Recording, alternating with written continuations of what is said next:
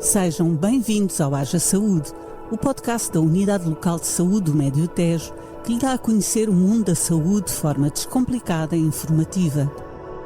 Aqui vamos desvendar os mistérios do corpo humano, entender doenças, desmistificar mitos e recolher conselhos para uma vida mais saudável e feliz. Se já se perguntou qual é a diferença entre uma constipação e uma gripe, como prevenir doenças, como emagrecer de forma segura ou que tipo de exercício físico deve praticar, este podcast é para si. A cada episódio, um tema diferente da saúde, em conversa com profissionais de diversas áreas da Unidade Local de Saúde do Médio Tejo. Sente-se confortavelmente neste consultório, acompanhe-nos nesta jornada pela saúde.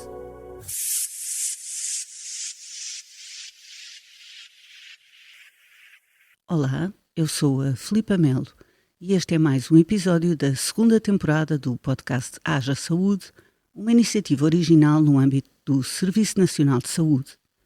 Ronco alto e irregular, intercalado por pausas silenciosas, grande sonolência durante o dia. Estávamos no século I a.C. e já então estas características eram notadas pelos companheiros ou familiares de quem sofria do que, à época, se apelidava de paragem respiratória durante o sono. E está provado que, como medida extrema de tratamento, os gregos antigos recorriam à traqueotomia, um furo na traqueia, um procedimento invasivo e muito arriscado se considerarmos a falta de anestesia, de higiene e de conhecimento cirúrgico avançado. Foram precisos séculos, 21 para sermos precisos, para que fosse possível estudar a atividade cerebral durante o sono através de invenções como o eletroencefalograma, surgido em 1929, até que se descobrisse em 1953 o estágio Rapid Eye Movement, associado aos sonhos, e finalmente até que em 1965 o fisiologista francês Henri Gastaut identificasse a apneia como um distúrbio sério. Neste episódio, vamos conversar precisamente sobre a apneia do sono. Para conhecermos a abordagem clínica mais atual a este tema, senta-se no consultório Manuel de Almeida, do Serviço de Pneumologia da Unidade Local de Saúde do Médio Tejo. Seja muito bem-vindo. Muito obrigado pelo convite. Para quem nos escuta, prepare-se para aprender. Está aberto o consultório. Vamos lá. Haja saúde.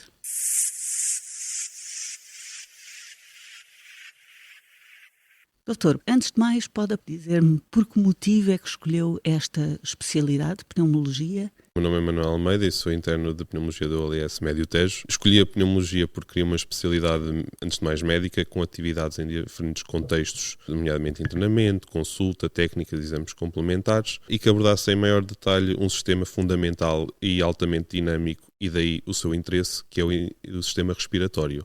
O estudo das patologias do sono faz parte da nossa formação geral, mas é uma parte da qual eu tenho especial interesse, dada a prevalência e os desafios que nos coloca. Antes de mais, é importante distinguirmos sono bifásico de sono polifásico. Durante milhares de anos, antes de ser inventada a luz elétrica, o padrão de sono dominante era o bifásico, ou segmentado. Um primeiro sono de algumas horas, por exemplo, das 9 da noite à 1 da manhã, acordavam para um período de vigília de 1 a 3 horas, durante o qual socializavam, rezavam, liam à luz das velas, faziam pequenas tarefas ou outras atividades um bocadinho mais íntimas, enfim. Em seguida voltavam a dormir para um segundo sono até ao amanhecer.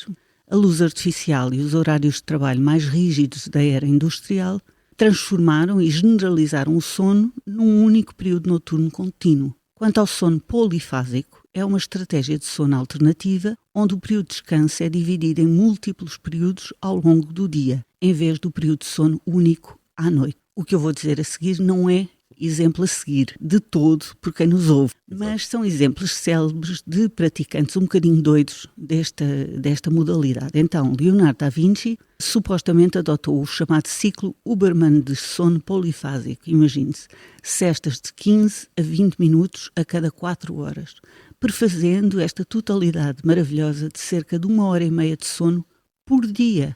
Já Voltaire bebia cerca de 40 chávenas de café para se manter ativo durante 19 horas por dia. É de dizer que Voltaire tem uma produção literária absolutamente colossal. Portanto, aproveitou muito bem essas 19 horas por dia. Doutor, qual é de facto a importância do sono e quantas horas é que devemos dormir em cada idade? Na infância, na adolescência, na idade adulta, na idade maior?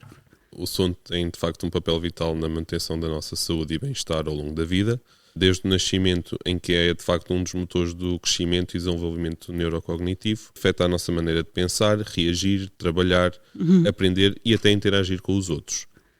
Dos 4 aos 12 meses, a criança deve dormir cerca de 12 a 15 horas por dia. Estivemos a falar de uma criança entre os 6 e os 13 anos. Este valor já se situa entre as 9 e as 11 horas. Um adulto deve dormir cerca de 7 a 9 horas por dia, sendo que pode ser necessário dormir mais após privação de sono, e é uma situação muito frequente, e até em situação de doença aguda.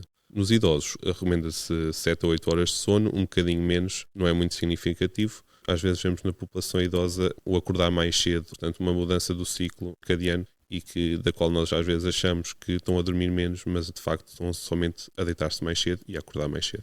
Quais são os mecanismos básicos do corpo que estão envolvidos no sono? O que é que acontece no nosso corpo? O sono é um período de repouso que alterna com o período de vigília e é regulado pelo nosso relógio biológico, que tem um ciclo de 24 horas e é por isso que se chama um ciclo circadiano.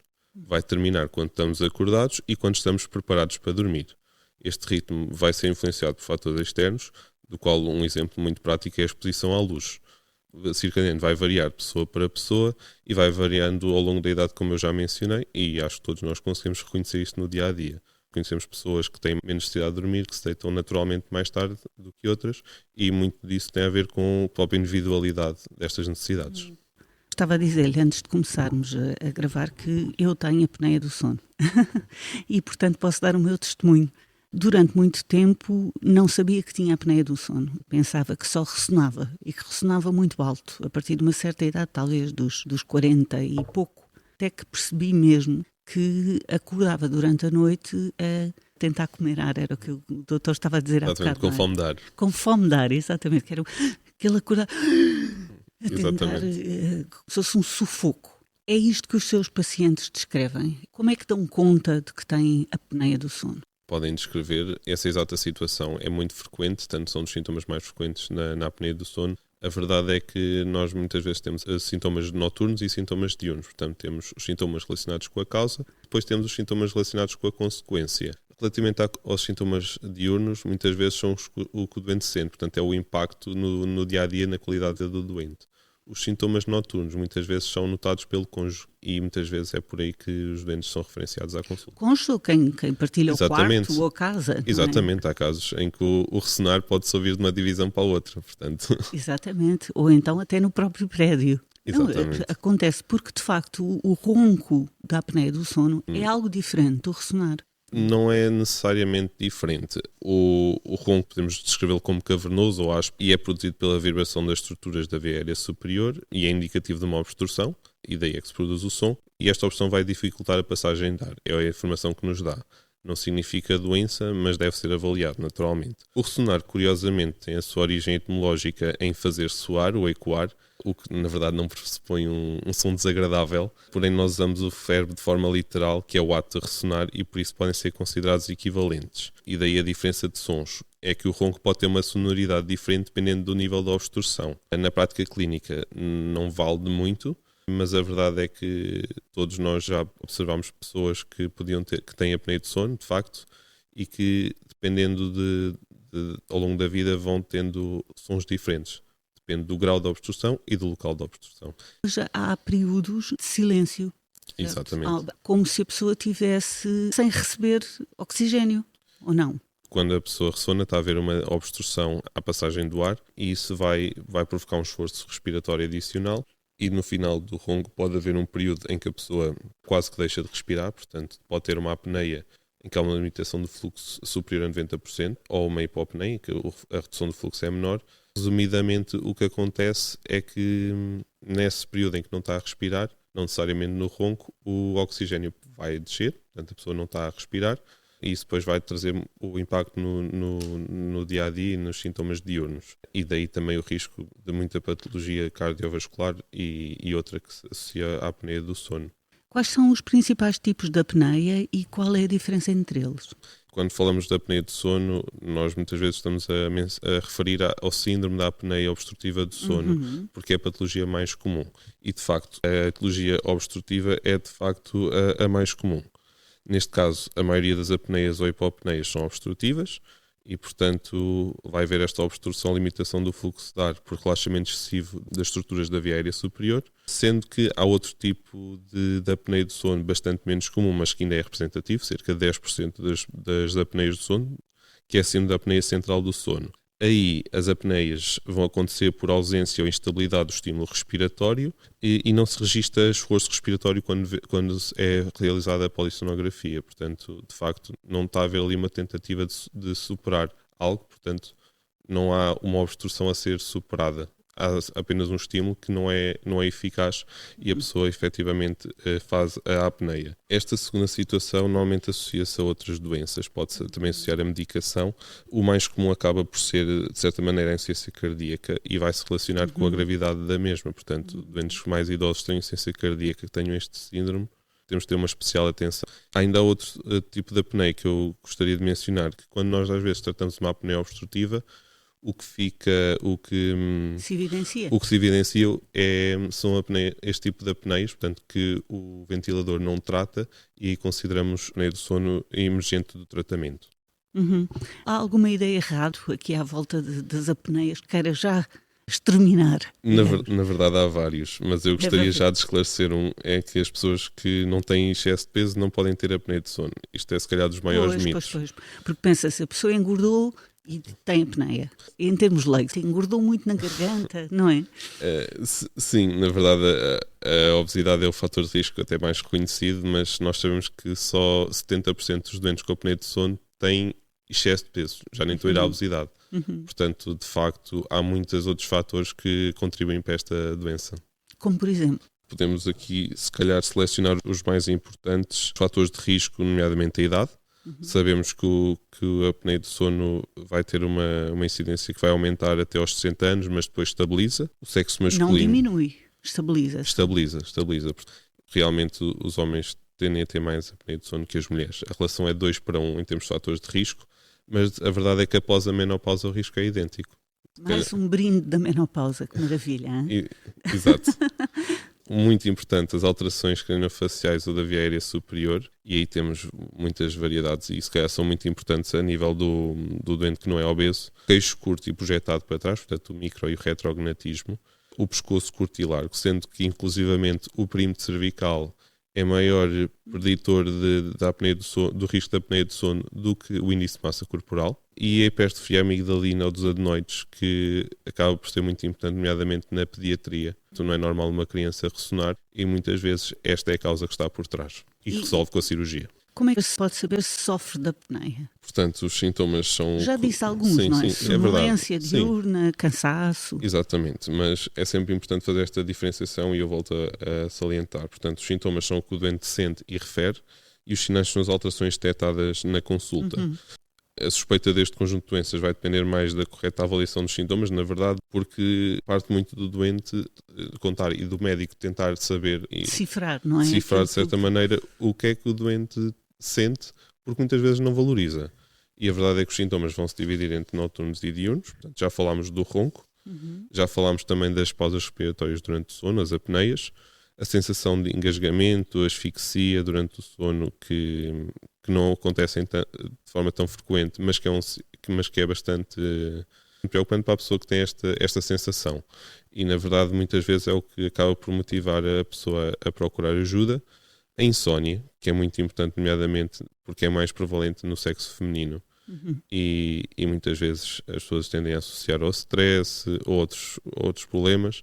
E, na verdade, é um sintoma ou uma tradução da apneia do sono. A nictúria, portanto, a pessoa urinar de noite com frequência também pode estar associada à apneia do sono, e o próprio refluxo gastroesofágico.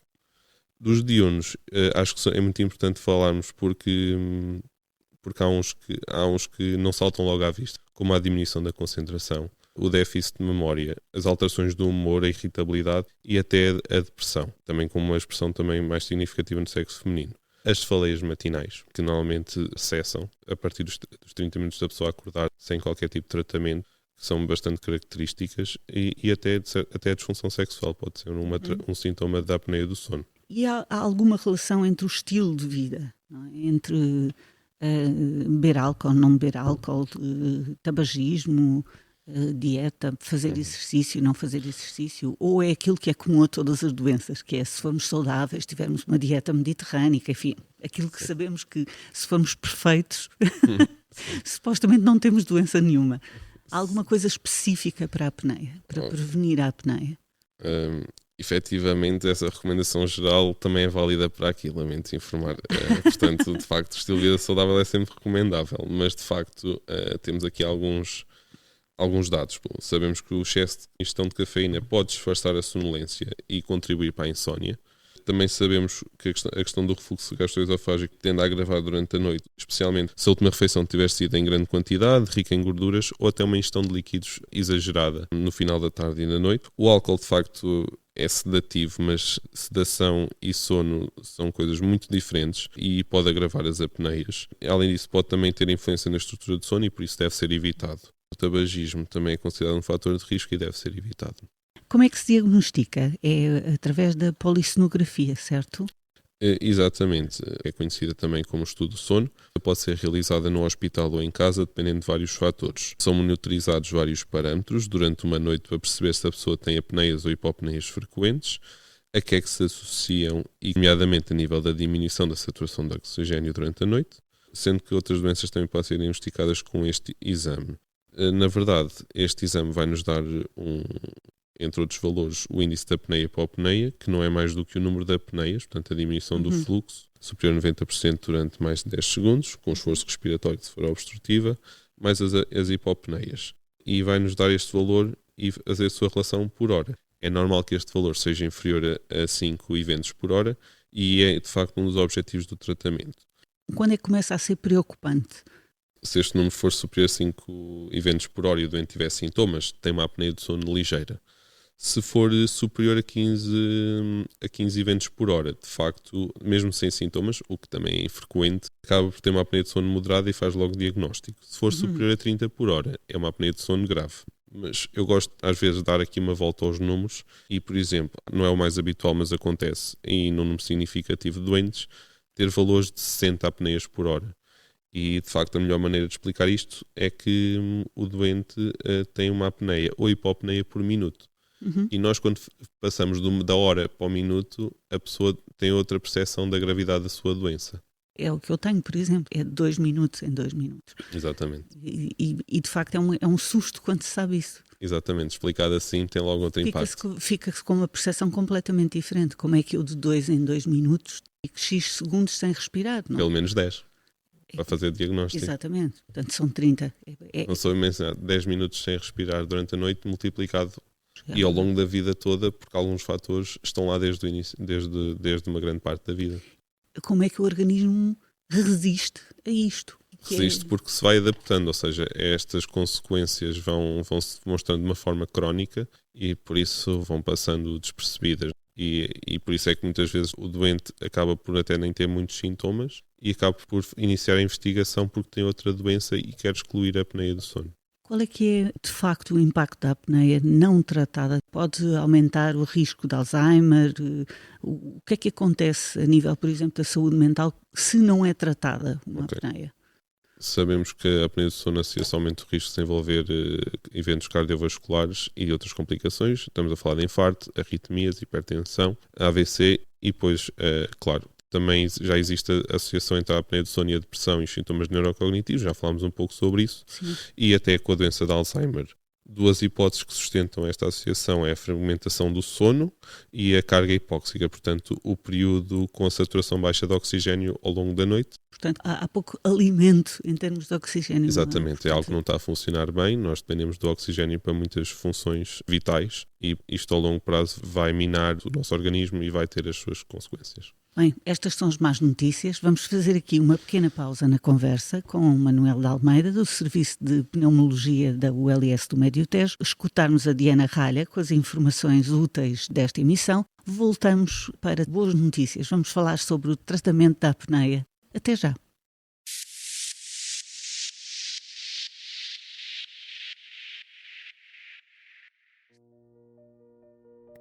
Hoje vamos falar de um tema que ainda carrega muitos tabus: a menstruação. Vamos falar abertamente, porque é tempo de quebrar o silêncio, combater o estigma e garantir direitos básicos.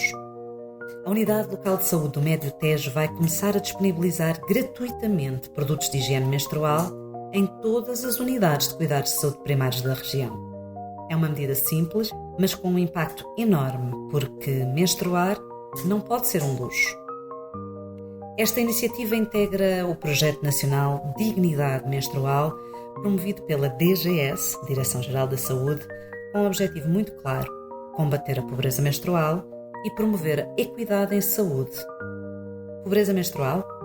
Sim, a pobreza menstrual existe e está mais perto do que imaginamos. Em Portugal, milhares de mulheres e raparigas faltam à escola, ao trabalho, evitam ir ao médico, entre muitas outras atividades, porque não têm acesso a produtos menstruais em segurança. A partir de agora, quem precisar pode dirigir-se à sua unidade de saúde, seja uma unidade de saúde familiar, as USF, seja uma unidade de cuidados de saúde personalizados, as UCSPs, e solicitar os produtos que necessita. Primeiro, é marcada uma consulta de enfermagem, onde também se identificam outras necessidades de saúde, como seja vacinação, planeamento familiar ou rastreios. Depois, são entregues pensos, tampões, copos menstruais, conforme a preferência do utente, normalmente para 1 mês ou até 3 em situações de maior vulnerabilidade social. Este não é apenas um gesto logístico, é uma afirmação de princípios. Falar de menstruação nos cuidados de saúde é falar de equidade, de saúde pública e de dignidade. E é exatamente isso que está em causa. Garantir que nenhuma mulher ou pessoa que menstrua é deixada para trás por motivos económicos, sociais ou culturais. Na ULS Médio Tejo estamos a cuidar as pessoas de forma integral, e isso inclui promover a literacia em saúde menstrual, combater o estigma e assegurar que todas as utentes têm acesso aos produtos de higiene que precisam. Porque a menstruação não é vergonha, não é tabu, é saúde. E saúde é um direito de todos e de todas.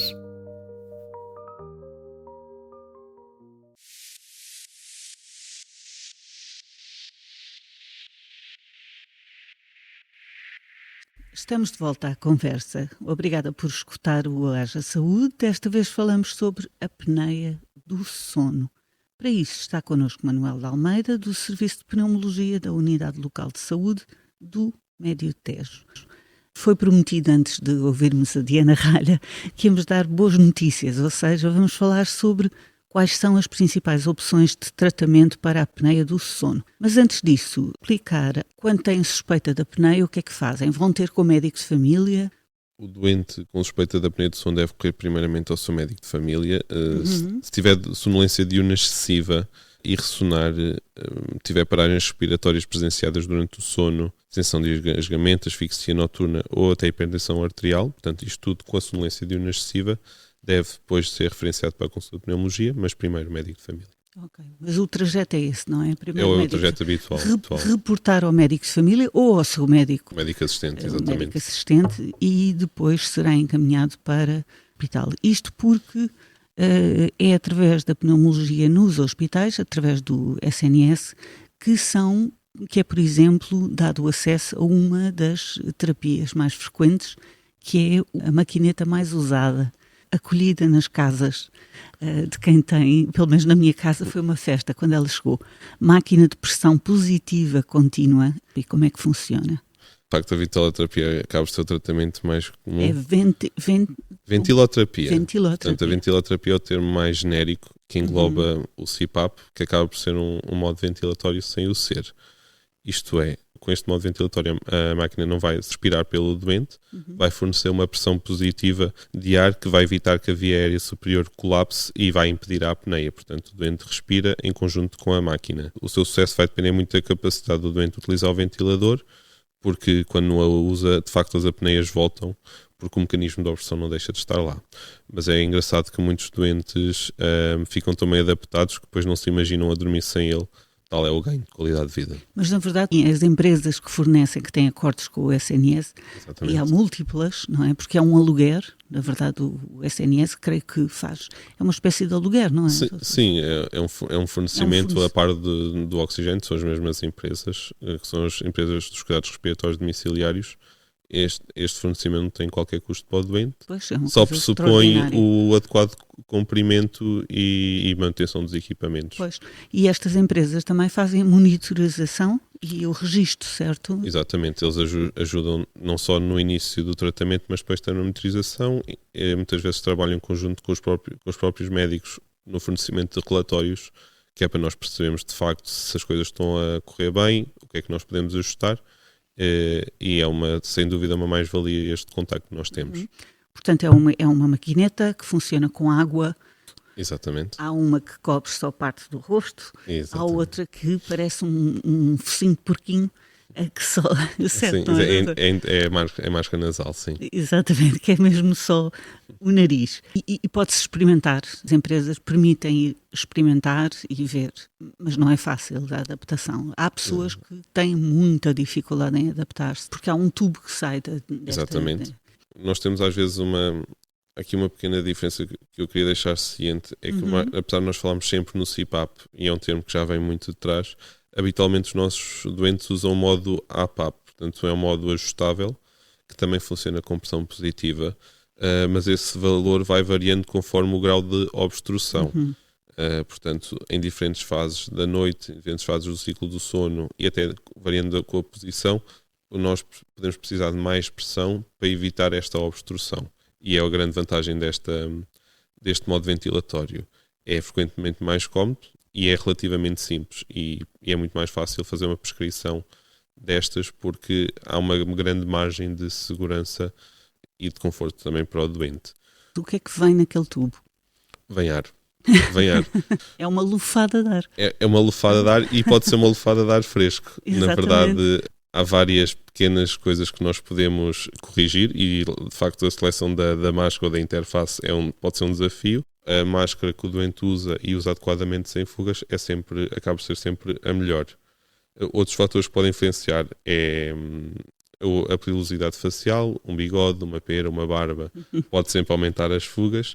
A sensação de boca seca pode ser corrigida com um umidificador, portanto o reservatóriozinho de água, que também pode ser regulado, e até existem tubos aquecidos que podem ajudar na regulação da temperatura. Portanto, temos muitas maneiras de poder ajudar o doente. A verdade é que as máscaras têm vindo a ficar significativamente melhores, nomeadamente nestas estruturas entre a máscara propriamente dita e a nossa face, que normalmente podem ser silicone, outros materiais, mas que depois vão fazer uma boa adesão.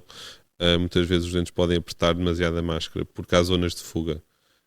E isso depois também vai trazer complicações como as feridas, que depois podem dar úlceras e problemas mais graves. Também se pode trocar a máscara, na verdade é essa. E se calhar a troca de máscara é a solução definitiva, ou mais definitiva, e a maior que é utilizada na maior parte dos doentes. Eu estava a conversar consigo no início e a dizer que enfim, que já tive conhecimento de casais próximos, de namorados ou de pessoas casadas cujas relações estiveram em risco com esta questão da apneia. Portanto, estamos a falar de uma situação bastante séria. Pelo menos que isto não é uma questão assim tão simples de convivência. Exatamente. Pode prejudicar muito a vida do casal. E é por isso que muitas vezes é o outro membro do casal, não propriamente o doente, que espoleta toda esta investigação. Quem habita na mesma casa com uma pessoa com apneia, o que é que pode fazer para ajudar? É assim, de forma muito prática podem facilitar na gestão de ventilador, porque de facto é mais uma tarefa que nós temos. Portanto, utilizar o ventilador é simples, mas também pode não ser. Os cuidados com a higiene, nomeadamente a máscara, o tubo e os filtros, não devem ser descurados, e pode haver aqui também alguma ajuda nesse sentido. Depois, quando é utilizada a máscara, a percepção das fugas, portanto, a pessoa que está a utilizar a máscara muitas vezes não percebe as fugas e quem está ao lado vê que há um barulho diferente. Se estiver muito próximo, o ar não está a sair para um sítio onde não devia, e isso também pode ser um fator de ajuda. E a motivação do cônjuge, porque pode ser muito difícil esta fase inicial e ter o apoio do outro lado é sempre benéfico. Uma certa supervisão. Sim, simpática e um apoio. E carinhosa. Exatamente, sim, acho que sim. Agora, que outras opções de tratamento é que existem e quando é que se pode ir até à cirurgia? Já falámos que, de facto, a obesidade é o fator de risco mais comum, portanto, a perda de peso aí é fundamental nos doentes obesos e até pode ser suficiente para tratar a apneia do sono. Depois existem os dispositivos de avanço mandibular que vão projetar a mandíbula para a frente e vão, de certa forma, criar espaço para a passagem de ar e esses até estão indicados para a roncopatia sem apneia. Portanto, a pessoa que ressona e é problemático e até pode não ter apneia, pode ter indicação para estes dispositivos. É preciso a indicação também do dentista? É preciso a intervenção do dentista ou basta o pneumologista?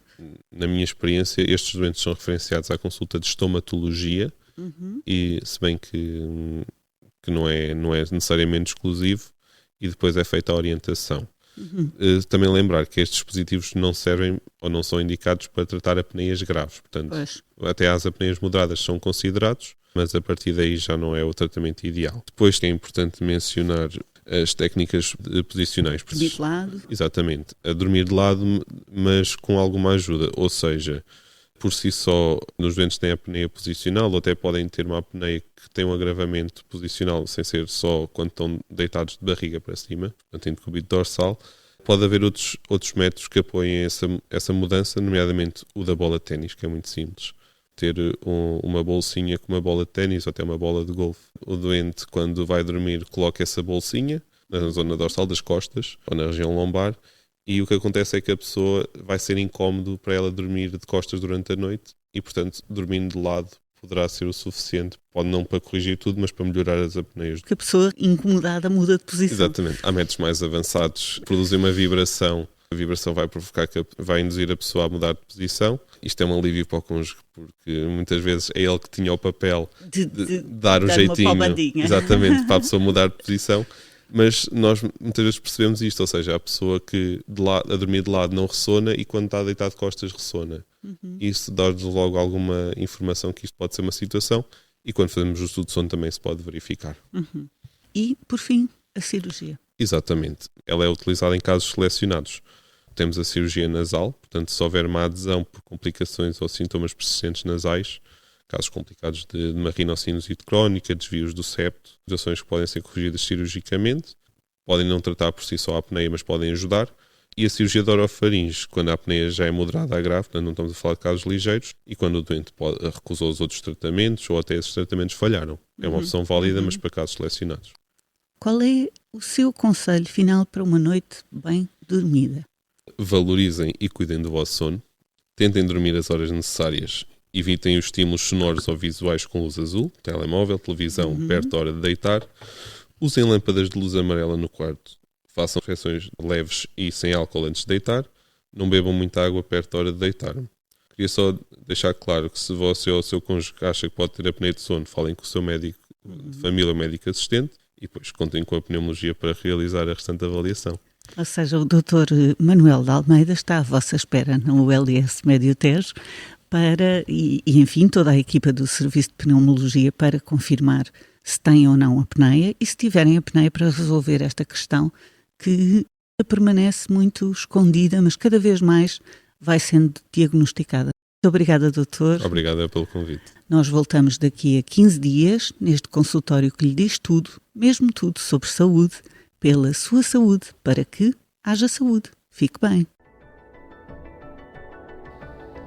A Unidade Local de Saúde do Médio Tejo dá a resposta direta a cerca de 170 mil utentes em 35 unidades funcionais de cuidados de saúde primários e 3 hospitais. Dr. Manuel Constâncio, em Abrantes, Nossa Senhora da Graça, em Tomar e Rainha Santa Isabel, em Torres Novas. Iniciou atividade em janeiro de 2024, a partir de uma reestruturação do modelo organizativo do SNS, para mais e melhores cuidados e uma relação mais próxima com a comunidade dos concelhos de Abrantes, Alcanena, Constância, Entroncamento, Ferreira do Zézer, Mação, Sardual, Tomar, Torres Novas, Vila Nova da Barquinha e Vila de Rei. Obrigada por estar connosco neste podcast. Subscreva-o e marque-o na agenda. Siga-nos nas redes sociais. Estamos juntos para cuidar de si e dos seus. Haja saúde!